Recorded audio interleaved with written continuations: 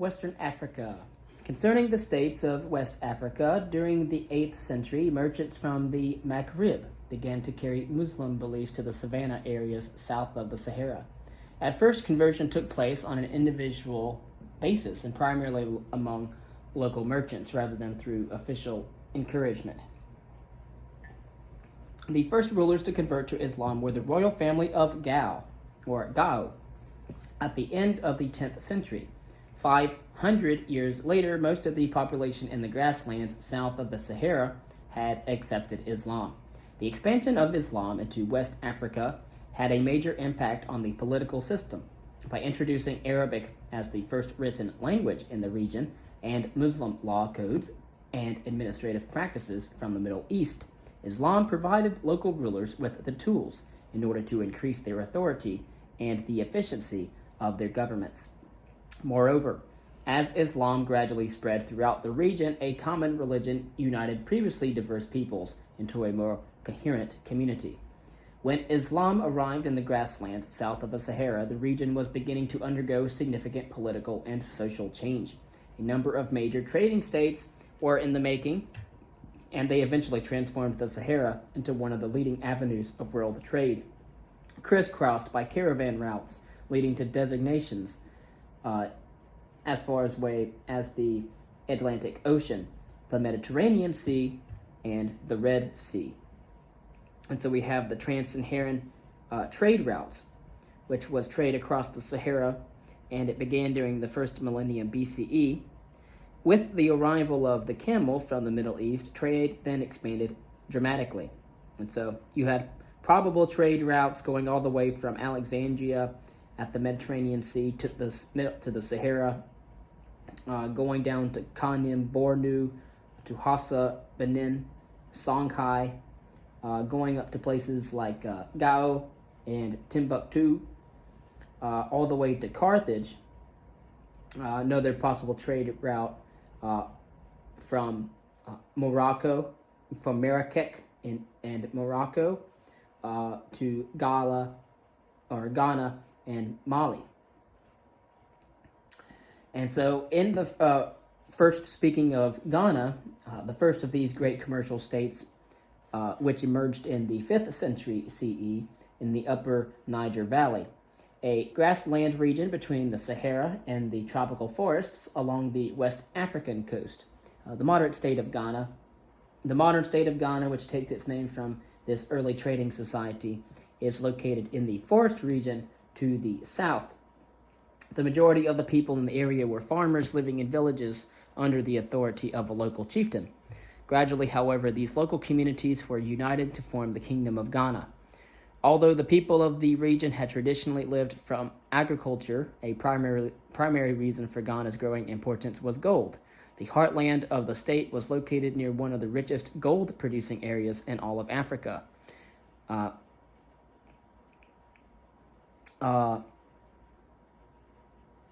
Ghanaian merchants transported the gold to Morocco, whence it was distributed throughout the known world.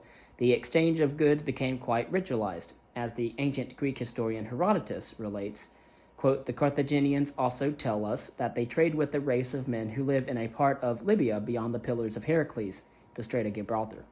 On reaching this country, they unload their goods, arrange them tidily along the beach, and then returning to their boats raise a smoke. Seeing the smoke, the natives come down to the beach, place on the ground a certain quantity of gold in exchange for the goods, and then go off again to a distance. The Carthaginians then come ashore and take a good look at the gold, and if they think it represents a fair price for their wares, they collect it and go away. If, on the other hand, it seems too little, they go back aboard and wait, and the natives come and add to the gold until they are satisfied. There is perfect honesty on both sides. The Carthaginians never touch the gold until it equals in value what they have offered for sale, and the natives never touch the goods until the gold has been taken away." End quote.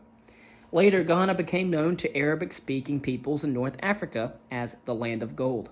Actually, the name was misleading, for the gold did not come from Ghana, but from a neighboring people who sold it to merchants from Ghana.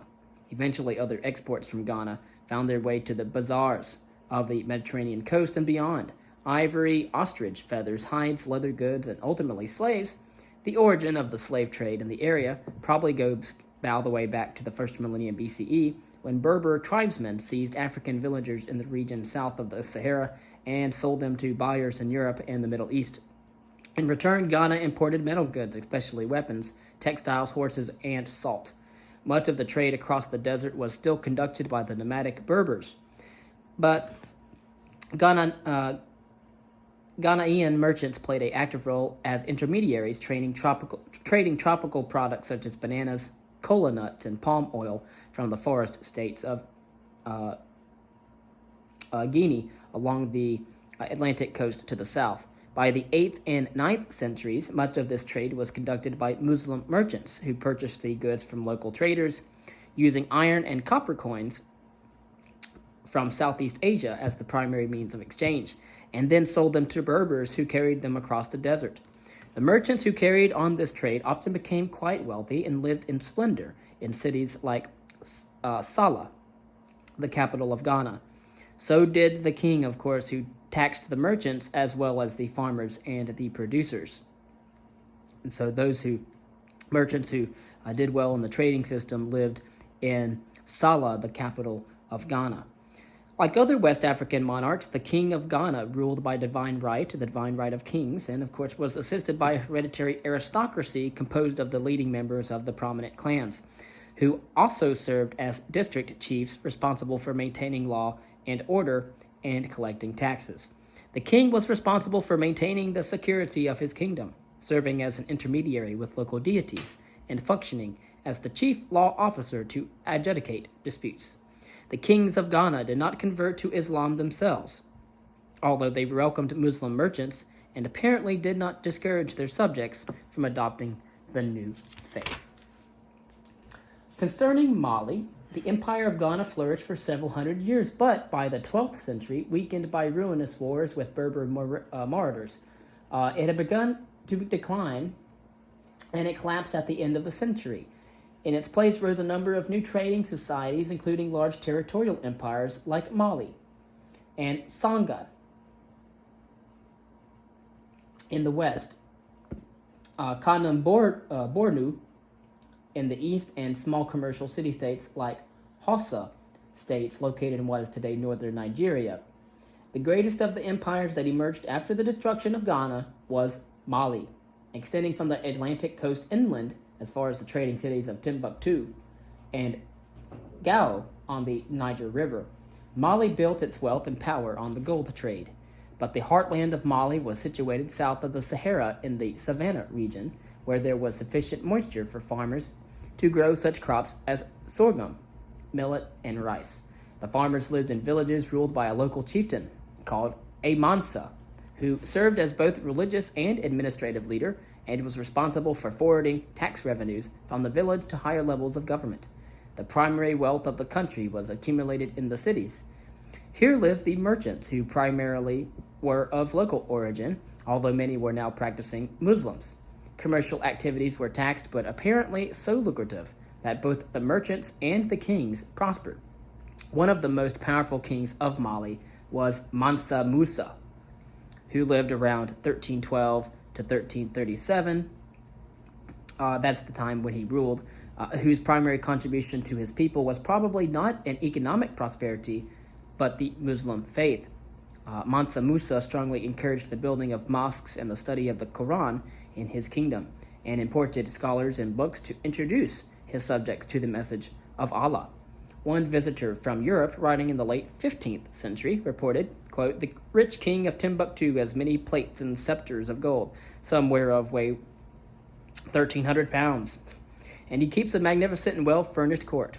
When he travels anywhere, he rides upon a camel which is led by some of his noblemen, and so he does likewise when he goes to warfare. And all his soldiers ride upon horses. They often have skirmishes with those that refuse to pay tribute, and so many as they may take, they sell unto the merchants of Timbuktu. Here are a great store of doctors, judges, priests, and other learned men that are bountifully maintained at the king's cost and charges. And hither are brought divers manuscripts of written books of Barbary, North Africa, which are sold for more money than any other merchandise. The coin of Timbuktu is of gold without any stamp or superscription, but in matters of small value they use certain shells brought hither out of the kingdom of Persia. The city of Timbuktu was founded in 1100 CE as a seasonal camp for caravan traders on the Niger River. Under Mansa Musa and his successors, the city gradually emerged as a major intellectual and cultural center in West Africa and the site of schools of law, literature, and the sciences.